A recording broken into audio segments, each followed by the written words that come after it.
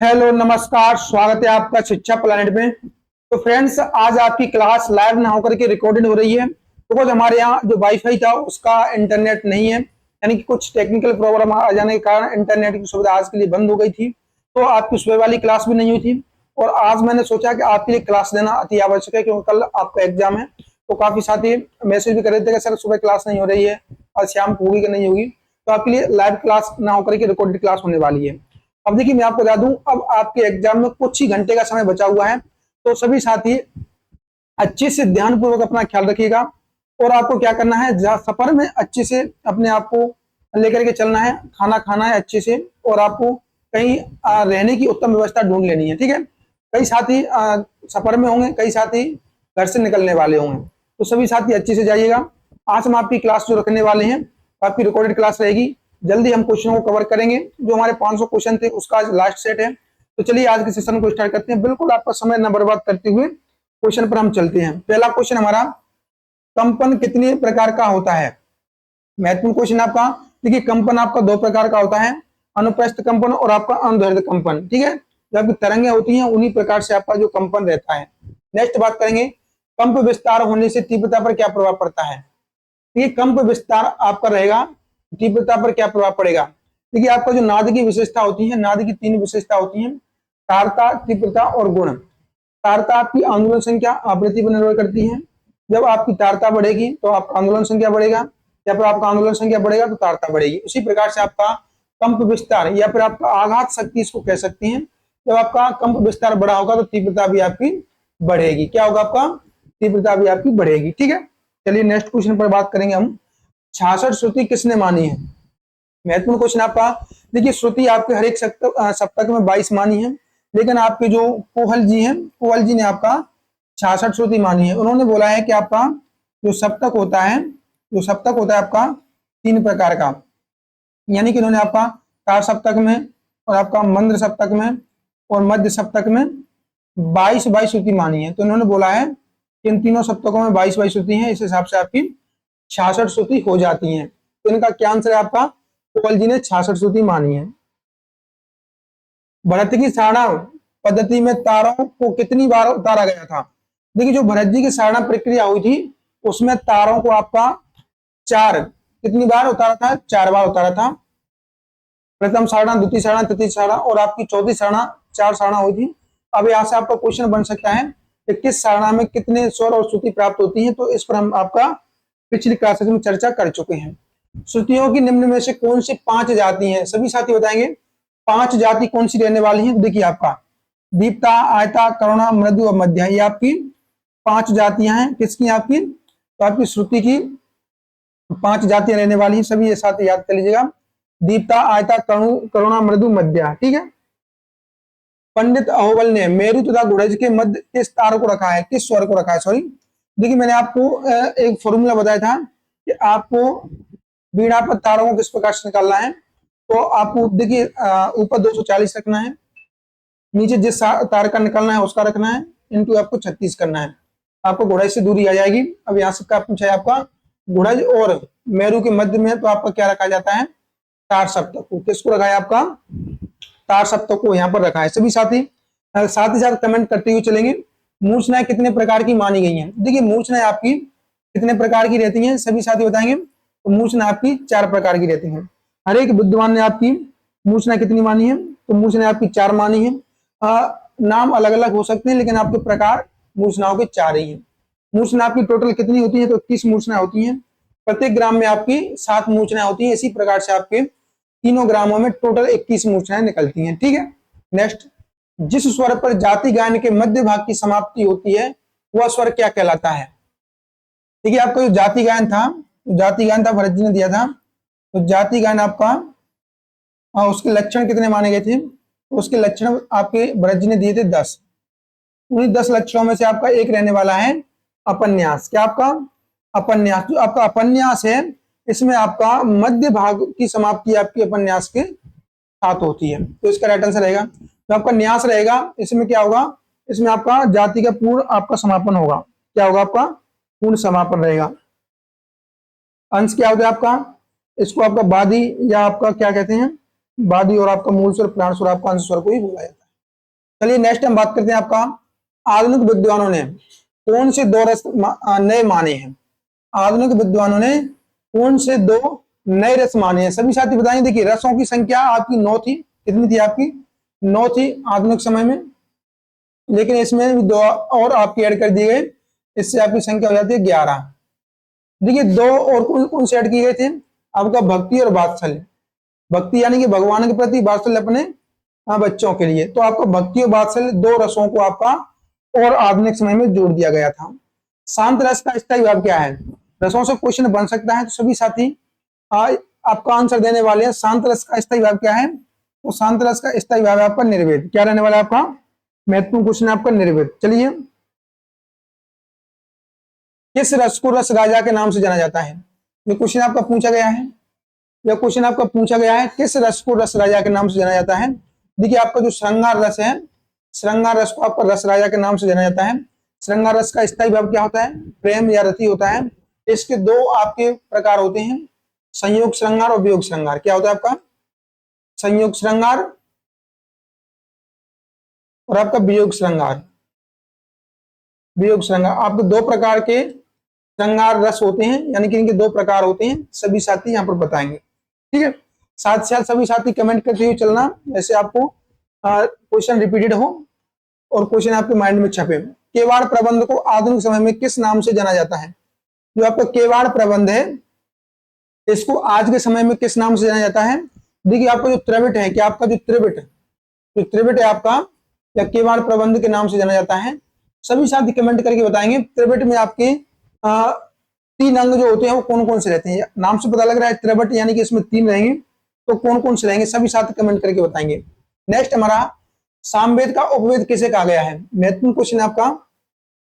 सामवेद का उपवेद किसे कहा जाता है, अथर्ववेद को, गंधर्ववेद को, यजुर्वेद को, या नाट्यशास्त्र को।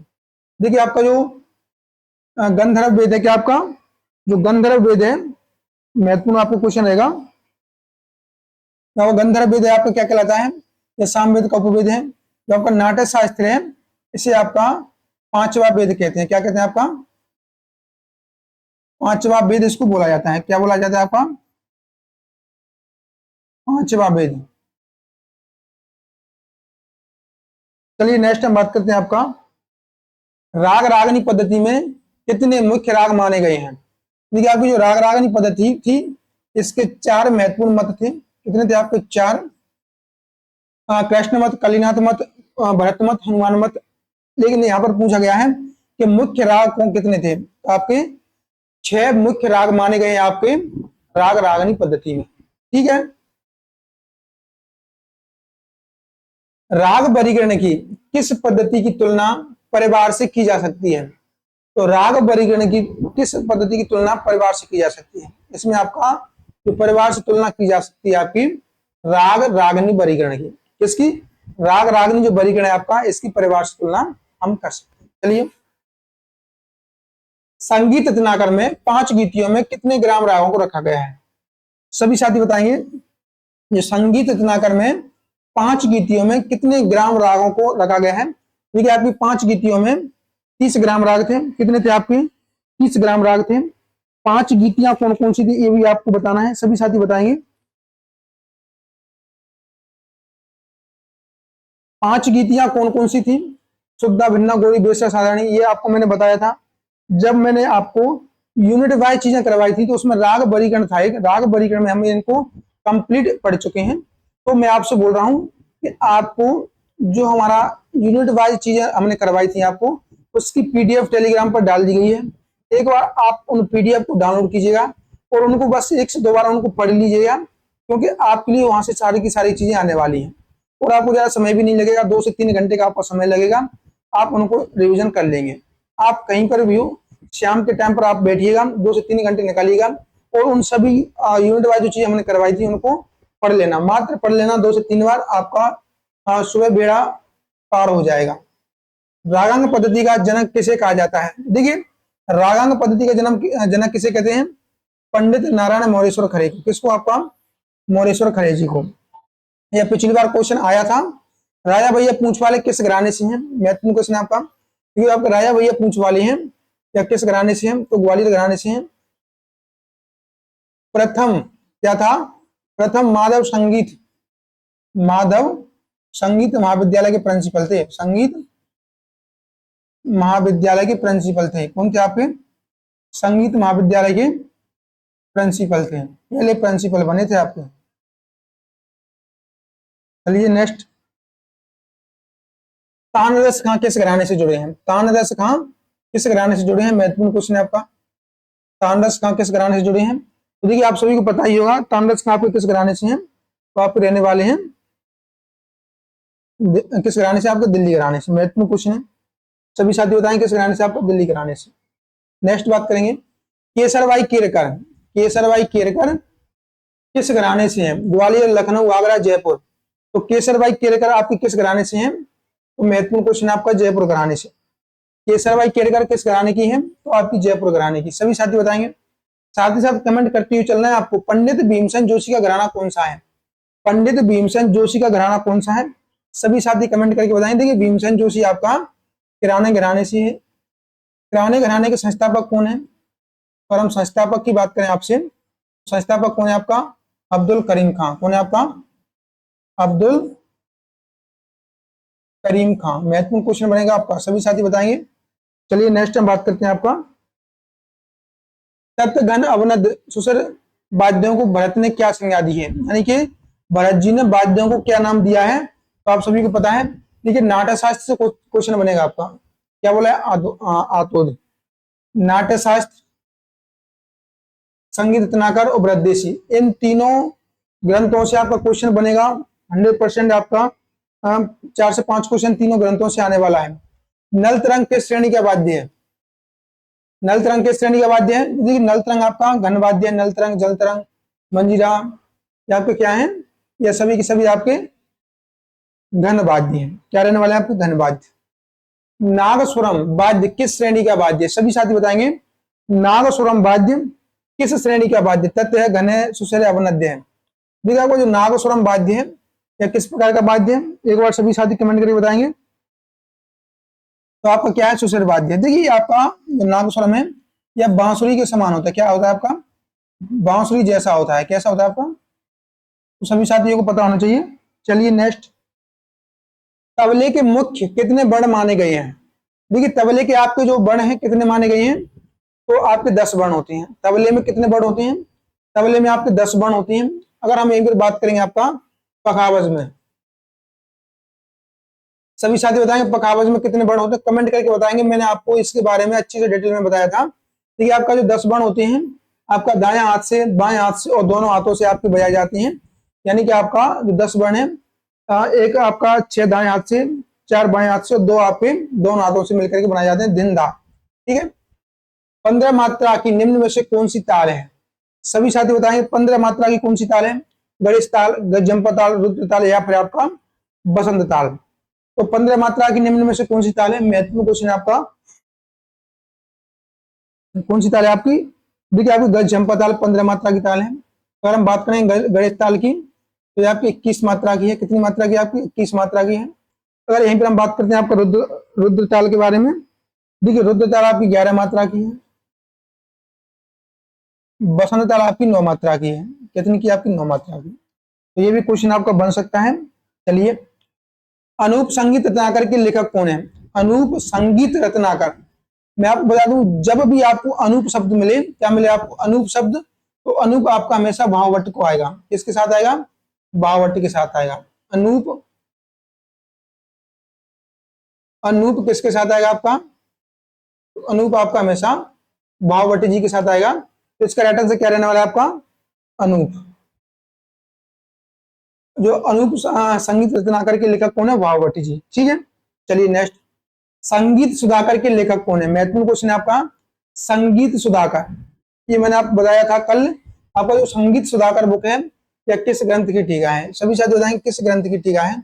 देखिए इसके जो लेखक हैं आपका हरिपाल देव है। कौन है आपका, हरिपाल देव है। संगीत सुधाकर, संगीत सुधाकर किसकी टीका है, ये मैंने आपको बताया था।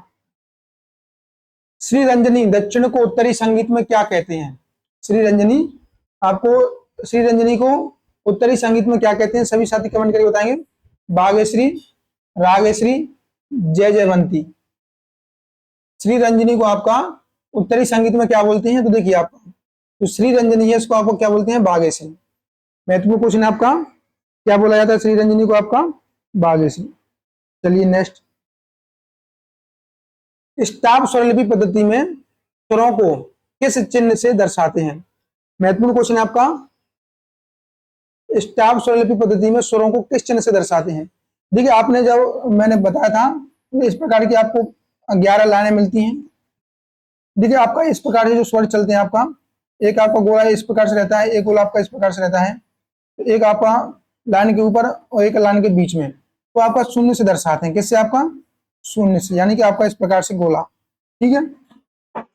मतंग को किस वीणा का महान कलाकार कहा जाता है? मतंग जी को किस वीणा का महान कलाकार कहा जाता है? सभी साथी कमेंट करके बताएंगे। देखिए जो मतंग जी हैं आपका, चित्रा वीणा, एक तारा, सरस्वती या मयूरी, किस वीणा का कलाकार कहा जाता है? तो देखिए इसका जो राइट आंसर रहने वाला है आपका क्या रहने वाला है? महत्वपूर्ण क्वेश्चन आपका चित्रा वीणा।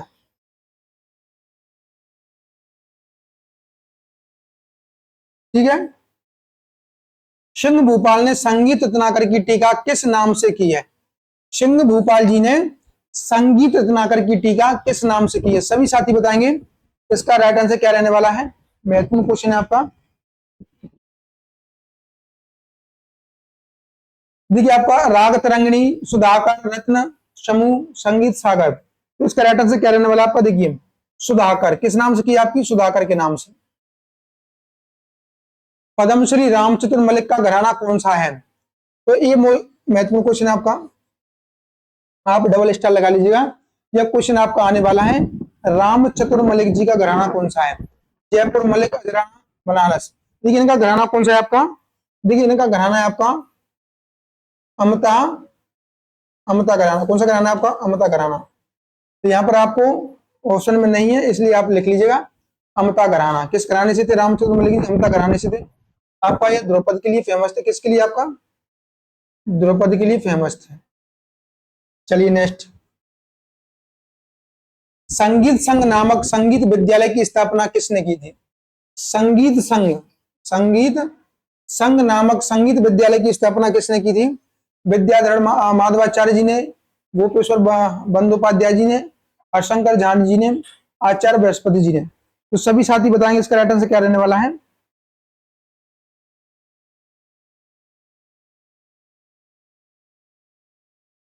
देखिए इसका राइट आंसर क्या रहेगा आपका? देखिए यहाँ पर इसका ऑप्शन मुझे थोड़ा सा मिस्टेक लग रहा है, ऐसा आप कमेंट करके बताइए इसका राइट आंसर क्या रहेगा। ठीक है, इसका मुझे ऑप्शन गलत लग रहा है। बिहू लोक नृत्य किस स्थान का है? सभी साथी बताएंगे बिहू लोक नृत्य किस स्थान का है? मध्य प्रदेश, असम, बिहार, पंजाब। बिहू लोक नृत्य किस स्थान का है? तो आपको बताना है कमेंट करके। बिहू कहाँ का है आपका? तो देखिए बिहू आपका असम का रहने वाला है। कहाँ का आपका? असम का बिहू रहने वाला है। महत्वपूर्ण क्वेश्चन है। साथ ही साथ आपको कमेंट में आंसर जरूर देते हुए चलना है। लावणी कहाँ का लोकगीत है? लावणी कहाँ का लोकगीत है? महत्वपूर्ण क्वेश्चन है आपका। लावणी, लावणी आपका कहाँ का लोकगीत है? लावणी कर लीजिए आप इसको, लावणी। तो लावणी आपका उत्तर प्रदेश का है। कहाँ का है आपका?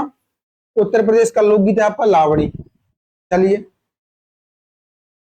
नाट्य शास्त्र के किस अध्याय में काकू की विशद व्याख्या की गई है? तो आपको बताया नाट्य शास्त्र के किस अध्याय में काकू के बारे में जानकारी मिलती है। देखिए नाट्य शास्त्र में आपके टोटल 36 अध्याय हैं। 6 अध्याय आपके संगीत के लिए, 28 से 33 तक। तो सभी साथी बताएंगे यहीं पर आपका जो नाट्य शास्त्र का काकू है वह किस अध्याय में मिलता है? तो काकू की जानकारी आपकी 17वें अध्याय में मिलती है। किसमें मिलती है आपकी? 17वें अध्याय में। राग बिलास खानी तोड़ी का आविष्कार किसने किया है? राग बिलास खानी तोड़ी का आविष्कार किसने किया है? बिलास खां, बिलास खां, बिलासदेव तानसेन बिलास। देखिए आपका क्या रहने वाला है? बिलास खां। तो इसका राइट आंसर क्या रहेगा आपका? बिलास खां। वाद्य वृंद को अंग्रेजी में क्या कहते हैं? तो ऑर्केस्ट्रा इसको बोला जाता है। वाद्य वृंद को क्या बोलते हैं इंग्लिश में? ऑर्केस्ट्रा। गुलाम अली का उपनाम क्या है? गुलाम अली का उपनाम क्या है? मनरंग, सबरंग, दास, रंगीले। सभी साथी बताएंगे। बिल्कुल महत्वपूर्ण क्वेश्चन है आपका। तो गुलाम अली है, इसका नाम क्या रहने वाला है? तो इसका नाम है आपका सबरंग। चलिए नेक्स्ट, पेशकारों किससे संबंधित है? पेशकार किससे संबंधित है? महत्वपूर्ण क्वेश्चन आपका देखिए, पेशकार आपका ये तबले के लिए फेमस है, यानी कि तबले में पेशकार किया जाता है, यानी कि किसी भी बात को पेश करना पेशकार कहलाता है। ठीक है, तो अब देखिए आपका स्वर, मेल, ताल, पद रचना, तो किससे रहने वाला है? देखिए तबले के लिए तो मुझे लगता है ताल से रहने वाला है। आपकी एक प्रकार की रचना है, क्या आपका एक प्रकार की रचना है, तो यहाँ पर आप ताल से इसका राइट आंसर रहेगा। हिंदुस्तानी संगीत में हिंदोलम राग का तुलनात्मक राग को चुनिए। देखिए हिंदोलम हिंदोलम राग का तुलनात्मक राग क्या रहेगा? मालकौंस, बिलावल, काफी, तोड़ी। हिंदोलम आपको किसके समान है? तो आपका मालकौंस के समान। बहुत किससे संबंधित है? देखिए आप अलपत तो बहुत होता है या किससे संबंध होता है? तो अलपत बहुत का जो संबंध होता है आपका वह किससे होता है? महत्वपूर्ण क्वेश्चन आपका रहेगा। देखिए अलपत तो बहुत आपके सुरों में प्रयोग किए जाते हैं, रागों में प्रयोग की जाती हैं, तो आपका जो स्वर होता है उसका अल्प प्रयोग करना आपका अल्पत प्रयोग में लिया जाता है। ठीक है, कर्नाटक संगीत का सुलादी सप्त तालों का परिचय किसने दिया था? तो कर्नाटक संगीत का सुलादी तालों का जो प्रयोग किया दिया था किसने दिया था? पुरंदरदास जी ने। महत्वपूर्ण क्वेश्चन है आपका, जो आपका महत्वपूर्ण क्वेश्चन है, जो आपका 7 ताल है, 7 ताल है आपका कर्नाटक संगीत पद्धति में, तो उनका प्रयोग किसने दिया था? पुरंदरदास जी ने। चलिए नेक्स्ट, प्रसिद्ध सरोद वादक को पहचानिए। प्रसिद्ध सरोद वादक को पहचानिए, सभी साथी कमेंट करके बताएंगे। प्रसिद्ध सरोद वादक को पहचानिए। प्रसिद्ध सरोद वादक कौन है आपका? देखिए उस्ताद बिलायत खां, सुमति मुतातकर, उस्ताद अली अकबर खां, आपका नायद खां। तो ये आपका जो उस्ताद अली अकबर खां थे ये सितार वादक थे। अली अकबर खां सरोद वादक थे आपका, क्या थे? तो इसका राइट आंसर क्या रहेगा आपका? बिलायत। कर्नाटक संगीत में आदि ताल में कितने अंग होते हैं? देखिए आपका जो कर्नाटक संगीत है उसमें आपके 6 अंग होते हैं। कर्नाटक संगीत में अंग कितने होते हैं? तो 6 अंग होते हैं। सभी साथी बताएंगे कितने अंग होते हैं? 6 अंग। खंड जाति में कितनी मात्राएं होती हैं? देखिए खंड जाति में आपकी जो मात्रा होती है, आपकी 4 प्रकार की जाति होती है। कितनी होती है? आपकी 4 जातियां होती हैं। चतस्थ, त्रिस्थ, मिश्र, खंड, संकीर्ण। तो आपका खंड में कितनी होती है? 5 होती है। ठीक है, स्फुरित क्या है? स्फुरित सभी साथी कमेंट करके बताएंगे स्फुरित क्या है? एक राग है, एक गमक है, एक ताल है, एक यति है। देखिए आपका स्फुरित क्या रहने वाला है? आपका स्फुरित गमक है। आपका स्फुरित हमको तो मुद्रित नाम है, तो आपका क्या है? गमक। त्यागराज किसके लिए प्रसिद्ध है? कर्नाटक संगीत के लिए, रविंद्र संगीत के लिए, लोक संगीत के लिए, हवेली संगीत के लिए। जो आपके त्यागराज जी है ये कर्नाटक संगीत से संबंधित है। आवर्तन किससे संबंधित है? आवर्तन किससे संबंधित? तो देखिए जो आपका आवर्तन होता है, आवर्तन किस में होता है? एक आवर्तन आपका ताल में होता है। नियमित निम्नलिखित में से प्रसिद्ध ध्रुपद गायकों को पहचानिए। देखिए आपको प्रसिद्ध ध्रुपद गायकों को पहचानना है। सितार देवी, गुंडेचा ब्रदर, गिरजा देवी, परवीन सुल्ताना। तो आपके जो गुंडेचा ब्रदर हैं ये आपके ध्रुपद के लिए फेमस थे। मोहिनी अट्टम नृत्य किस शैली, मतलब नृत्य कहाँ का रहने वाला है? मोहिनी अट्टम नृत्य आपका कहाँ का है? देखिए आपका जो मोहिनी अट्टम है कहाँ का है? मोहिनी अट्टम आपका केरल का है। महत्वपूर्ण क्वेश्चन आपका, मोहिनी अट्टम कहाँ का है? आपका केरल का। नेक्स्ट आपका यहां से क्वेश्चन बनेगा, यहां से क्वेश्चन आपका बनेगा, भिंडी बाजार घराने के संस्थापक कौन है? उस्ताद अमान अली, बसंत राव देश पांडे, रमेश चंद्र, अंजनी भाई मालपेकर। तो सभी साथी बताएंगे भिंडी बाजार घराने के संस्थापक कौन है? महत्वपूर्ण क्वेश्चन है आपका, क्या रहेगा आपका? अमान अली, उस्ताद अमान अली। सभी साथी कमेंट करके बताएंगे उस्ताद अमान अली का महत्वपूर्ण शिष्य कौन है? इंदौर घराने के संस्थापक कौन है? आमिर खां, कांत बाकरे, अमरनाथ या आपका मंगेश्वर। तो इसका राइट आंसर रहेगा आपका उस्ताद आमिर खां। इंदौर घराने के संस्थापक कौन थे? तो आपके उस्ताद आमिर खां जी थे। नेक्स्ट, मेवाती घराने के संस्थापक का नाम बताइए। तो मेवाती घराने का जो संस्थापक है कौन रहने वाला है? ज्योतिराम, मणिराम, और गग्गे वजीर खां, जसराज। तो आपका किसका राइट आंसर क्या रहेगा? आपका मेवाती घराने का क्या रहने वाला है? गग्गे वजीर खां। महत्वपूर्ण क्वेश्चन आपका गग्गे वजीर खां। तबले के बोलों या वर्णों को उलट पुलट करके गाना क्या कहलाता है? अगर हम तबले के बोलों को उलट पुलट करके गाते हैं तो आपका पलटा कहते हैं। नेक्स्ट आपका क्या रहेगा? विश्व का प्राचीनतम तालवाद्य किसे माना गया? तो देखिए, विश्व का प्राचीनतम तालवाद्य क्या है आपका? डमरू। संगीत कला बिहार पत्रिका के प्रथम संस्थापक कौन थे? प्रथम संपादक कौन थे? प्रथम संपादक के बारे में बोला गया है तो बी आर देवधर। कौन थे आप पे? इसका राइट आंसर हो जाएगा आपका बी आर देवधर। महत्वपूर्ण क्वेश्चन है। नेक्स्ट क्वेश्चन पर अगर हम चर्चा करें आपका, ससंगजा जातियों के कितने प्रकार हैं?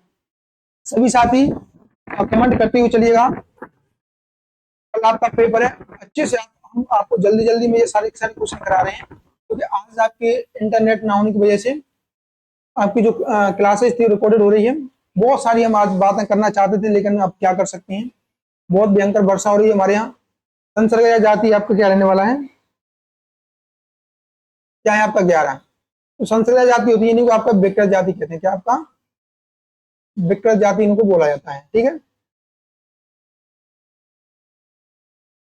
उस्ताद बड़े गुलाम अली खां ने एम एस सुब्बलक्ष्मी जी को सुस्वर लक्ष्मी बोला है। किशोर अमोनकर जी ने आपका 8वां सुर बोला है। लता मंगेशकर जी ने क्या बोला है? शुभ लक्ष्मी जी को आपका लता मंगेशकर जी ने क्या बोला है? तो आपका बोला है तपस्विनी। इन्होंने बहुत तपस्या की थी, यानी कि तपस्विनी, बहुत कड़ी मेहनत के बाद इनको भारत रत्न मिला था शुभ लक्ष्मी जी को। ठीक है। लता मंगेशकर का संबंध भिंडी बाजार घराने से रहा है। उनके गुरु को क्या नाम था? देखिए, जो भिंडी बाजार में आपका इनका रहा है तो इनके गुरु कौन थे? उस्ताद अमान अली खां। कौन थे आपके? उस्ताद अमान अली खां। चलिए नेक्स्ट। जब तीन या 3 से अधिक स्वरों को एक साथ बजाया जाता है तो उसे क्या कहते हैं? जब 3 से अधिक स्वरों को एक साथ बजाया जाता है तो उनको क्या कहते हैं? कोर्स कहते हैं। क्या कहते हैं आपका? कोर्स बोला जाता है। महत्वपूर्ण क्वेश्चन। पाश्चात्य संगीत। पाश्चात्य संगीत में विलंबित लय के लिए कौन सा शब्द प्रयोग किया जाता है? देखिए, सभी साथी बताएंगे पाश्चात्य संगीत में विलंबित लय के लिए कौन सा शब्द प्रयोग किया जाता है, कौन सा शब्द प्रयोग किया जाता है। ऐसा क्वेश्चन आपका पिछली बार पूछा गया था। देखिए, आपका अडाल्टा। क्या बोला जाता है आपका? अडाल्टा। चलिए नेक्स्ट हम बात करेंगे आपका नेक्स्ट क्वेश्चन। सितार पर बजाई जाने वाली द्रुत गति को क्या कहते हैं? देखिए, सितार पर आपकी 2 प्रकार की गति बजती हैं। आपका रजा खानीगत, मसीद खानीगत, आपका खानीगत। लेकिन आपसे पूछा गया है द्रुत लय में कौन सी गति आपकी बजाई जाती है? तो आपकी रजा खानीगत। क्या आपका? रजा खानीगत। ठीक है। दिर दा दिर दा रा दा दा रा बोल किस गत के हैं? देखिए, आपका दिर दा आपको दिर दा दिखे तो आपका मसीद खानी रहेगा, और आपको दिर दा दिखे तो आपका रजा खानीगत रहेगा। बाजिद अली शाह का उपनाम क्या है? बाजिद अली शाह का उपनाम क्या है? महत्वपूर्ण क्वेश्चन है आपका। देखिए, बाजिद अली शाह को आपका अख्तर पिया बोला जाता है। क्या बोलते हैं आपका? अख्तर पिया। गुल्लू शब्द किस बात से संबंधित है? गुल्लू आपका जो शब्द है तबला, सितार, बांसुरी या मृदंग, तो आपका किससे रहने वाला है? सितार से। गुल्लू आपका सितार, तानपुरा, इसमें आपका गुरु मतलब एक अमीर खुसरो के गुरु कौन थे? अमीर खुसरो के गुरु कौन थे? सभी साथी बताएंगे अमीर खुसरो के गुरु कौन थे। महत्वपूर्ण क्वेश्चन है आपका। निजामुद्दीन औलिया। निजामुद्दीन औलिया। अमीर खुसरो के गुरु कौन थे आपके? निजामुद्दीन औलिया। जिन तान में स्वर क्रमानुसार नहीं होते हैं उन्हें क्या कहते हैं? जिन तान में स्वर नियमानुसार है यानी क्रमानुसार नहीं होते हैं उनको क्या कहते हैं? उनको आपका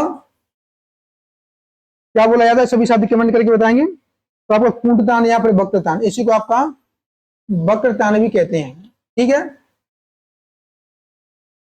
तानपुरा को अधिकतर इन स्वरों में मिलाया जाता है। जो आपका तानपुरा है, जो आपका, और उसको किन स्वरों से मिलाया जाता है? प सा सा सा प सा सा सा। देखिए, आपका प से मिलाते हैं, मध्य सा से मिलाते हैं और आपको मंद सा से। तो यहाँ पर इनका थोड़ा सा आप देख लीजिएगा। अलाउद्दीन खिलजी के दरबार में मशहूर गजल गायक कौन थे? तो अलाउद्दीन खिलजी के दरबार में मशहूर गजल गायक कौन थे आपका? अमीर खुसरो थे। अमीर खुसरो ने आपका सितार का, ख्याल का, इनके आविष्कार किए। ठीक है। झुमरा ताल कितने मात्रा की ताल है? सभी साथी बताएंगे झुमरा ताल कितने मात्रा की है? तो आपकी झुमरा ताल है ये 14 मात्रा की ताल है। पर हम आपका विभागों की बात करेंगे आपका तो इसमें कितने विभाग होते हैं? 4 विभाग होते हैं। खाली आपकी कितने पे होती है? खाली खाली आपकी 8वीं मात्रा पर होती है। 8वीं मात्रा पर आपका खाली रहता है। महत्वपूर्ण क्वेश्चन है। किसी एक स्वर से दूसरे स्वर तक जाने को गायन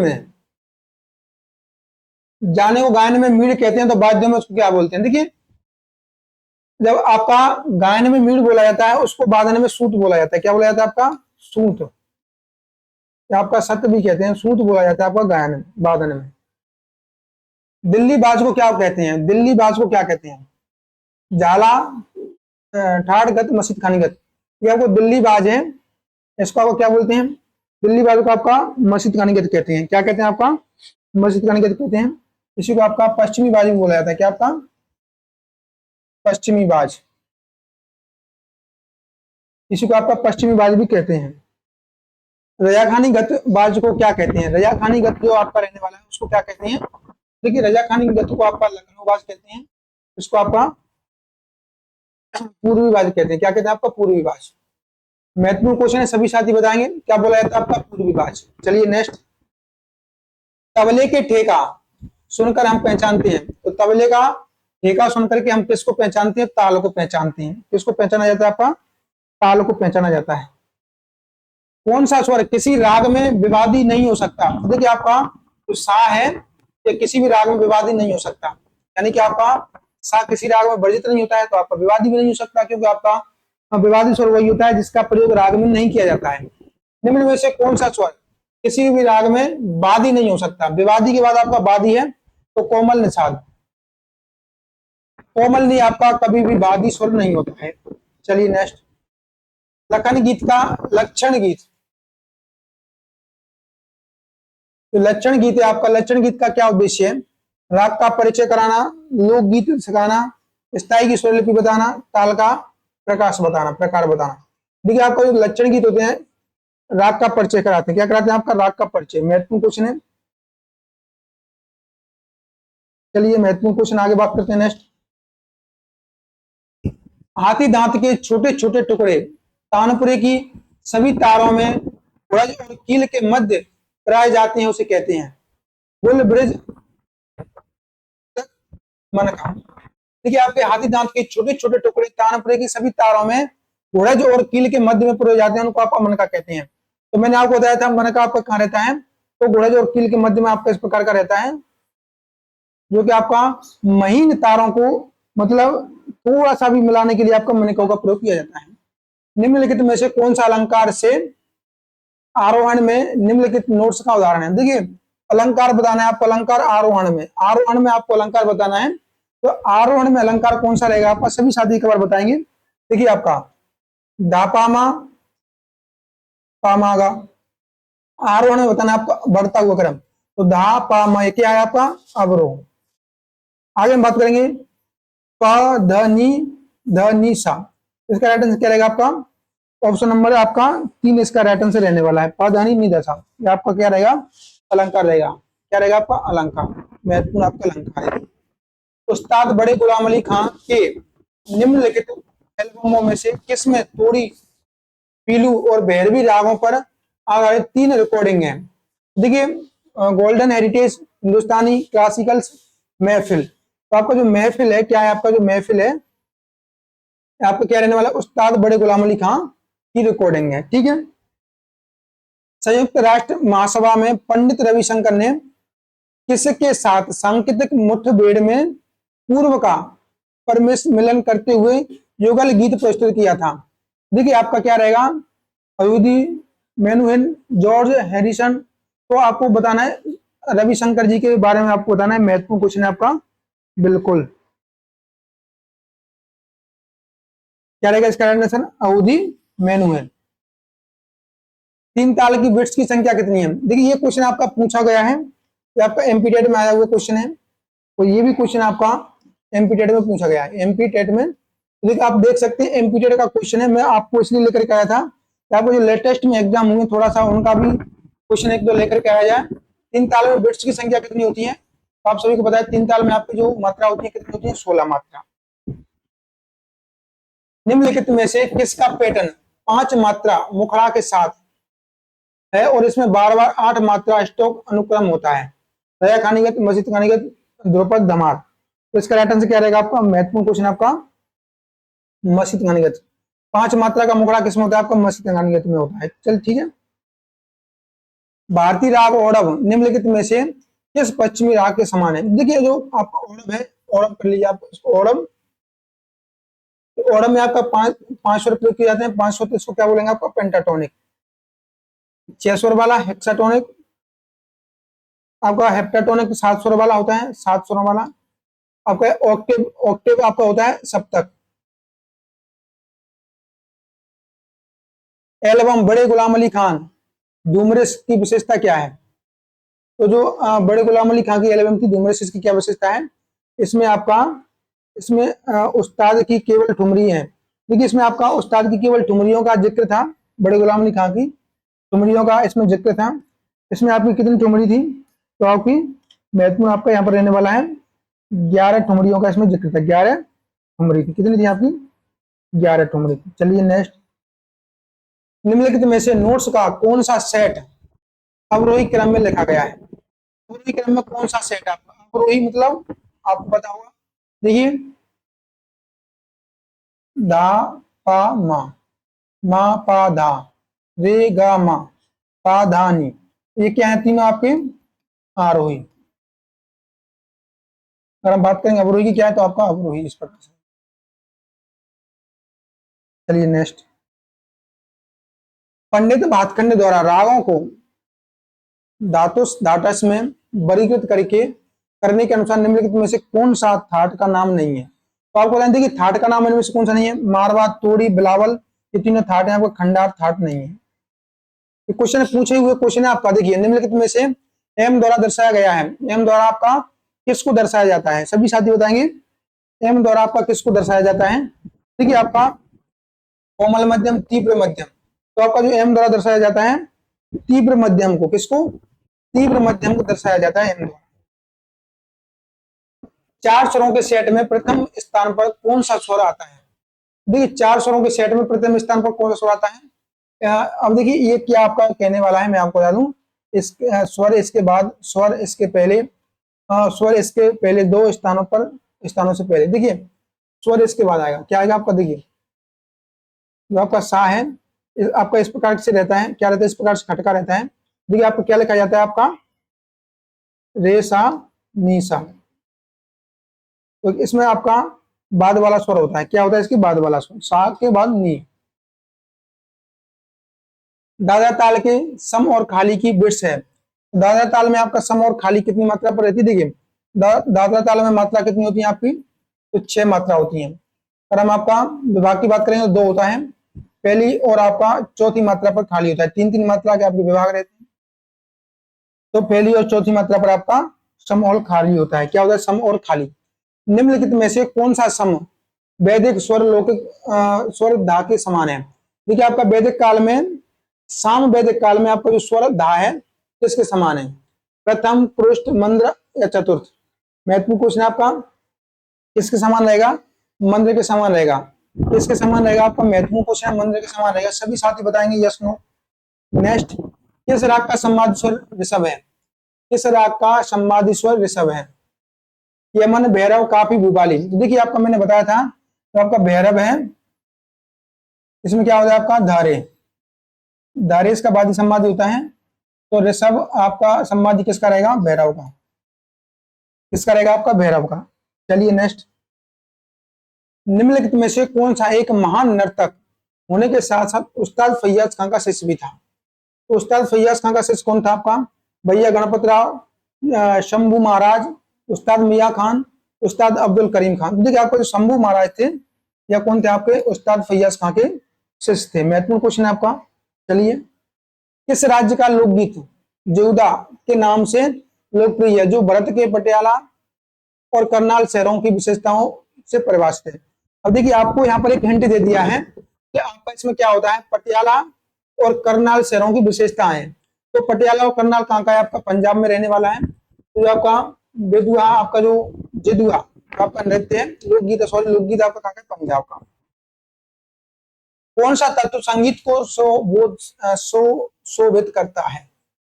संगीत को सुशोभित, यानी कि संगीत का आभूषण किसको बोला जाता है? आपका संगीत का आभूषण किसको बोला जाता है? आपका अलंकार को बोला जाता है। महत्वपूर्ण क्वेश्चन है, सभी साथी यहाँ पर बताएंगे। नेक्स्ट क्या, हिंदुस्तानी शास्त्रीय संगीत में किस रूप से कुछ विशिष्ट स्वर और ताल के लिए साहित्यिक सामग्री तय की गई है? सभी साथी इसका आंसर देने वाले हैं। सभी साथी इसका आंसर देने वाले। महत्वपूर्ण क्वेश्चन है आपका, हिंदुस्तानी शास्त्रीय संगीत के किस रूप में कुछ विशिष्ट स्वर और ताल के लिए साहित्य सामग्री तय की गई है? ख्याल, दमाल, ध्रुपद, तराना। देखिए आपका शास्त्रीय, हिंदुस्तानी शास्त्रीय संगीत में आपका ध्रुपद के लिए, इसका राइटर क्या रहने वाला है? आपका ध्रुपद। महत्वपूर्ण क्वेश्चन आपका, पंडित विष्णुनारायण भातखंडे ने हिंदुस्तानी संगीत पद्धति बनाने से पहले उन्होंने अपने शुरुआत दिनों में किस तरह प्रशिक्षण किया था? यानी कि वो संगीत में आने से पहले क्या थे? तो आपको मैंने बताया था कि उन्होंने एलएलबी की थी। क्या की थी? आपका एलएलबी की हुई थी। तो वो संगीत में आने से पहले वकील थे। क्या आपका वकालत करते थे संगीत में आने से पहले। स्वरों के निम्नलिखित में से किस सेट में जानवरों द्वारा बनाई गई ध्वनि है? तो आपको बताना है। मैंने आपको बताया था कि जानवरों द्वारा कौन सी ध्वनि निकाली जाती है। देखिए आपका, देखिए यहाँ पर मैंने आपको बताया था कि आपका निषाद है। निषाद किससे? आपका हाथी से। निषाद किससे? आपका हाथी से। तो आपकी जो जानवर है क्या है? आपका हाथी रहने वाला है। ऑप्शन नंबर ए इसका राइट आंसर यहाँ पर रहने वाला है। सभी साथी बताएंगे। यहाँ तक आज का आपका जो 100 क्वेश्चन का सेट था वो मैंने आपके लिए प्रोवाइड कर दिया है। सभी साथी अच्छे से ध्यानपूर्वक देखिएगा। और देखिए मैं आपको बता दूं, अब आपको बिल्कुल भी दिमाग पर लोड नहीं लेना है। सभी साथी अच्छे से अपने एग्जाम को दीजिएगा। कल बढ़िया नींद लेनी है, अच्छे से खाना खाना है, हो सके तो एनर्जी वाले फूड खाइएगा, उससे थोड़ा बहुत एनर्जी मिले। और सुबह कुछ खा के एग्जाम में जाना, ठीक है?